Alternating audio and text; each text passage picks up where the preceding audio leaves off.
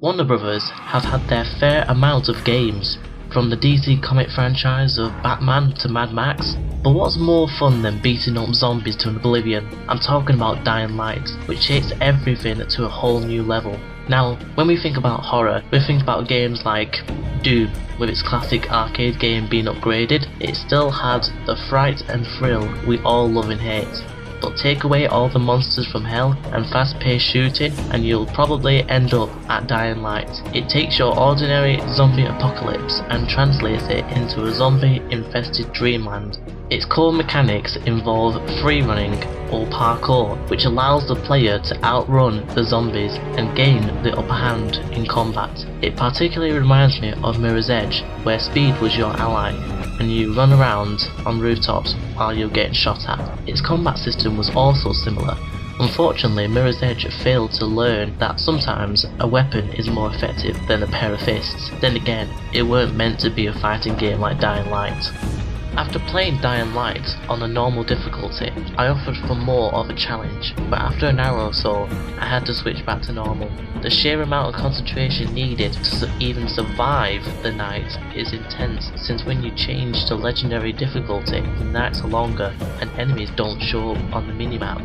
So you could imagine the amount of times I had to keep pressing survival sense just to see if there were any night stalkers around.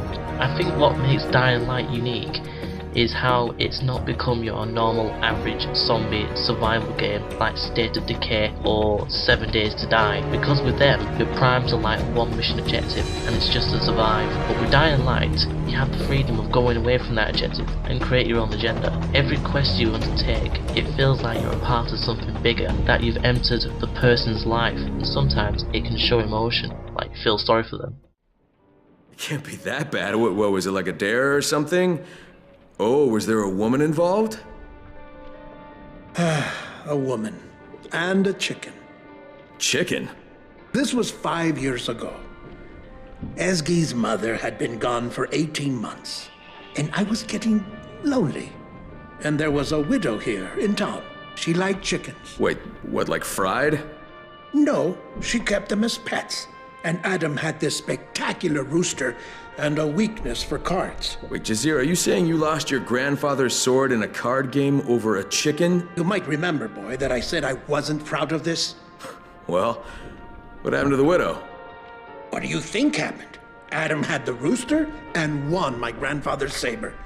The widow married him. I like how the zombies feel more of a threat, that they increase in numbers when noise is made, and that is pretty realistic. But like all games, it does have its flaws, like the odd times where there's been a glitch, but I think the biggest one by a mile is that it's not built to be a shooter. Dying Light focuses on melee combat, where in certain situations would be deemed useless, whether you're up against armed thugs or, as you can see here, a freak. But it's not just this. Even when I have a few guns on me, in real life these guns should be able to take down even the most toughest of enemies. In this clip I struggled to even put a dent in the freak, and I only managed to defeat it when I used my katana sword. It just seemed unnatural. So in conclusion, although I think the gun combat could be improved in another installment of this game, this turned out to be a really great game and I would like to see a second installment to this. So I'm rating this game 9 out of 10.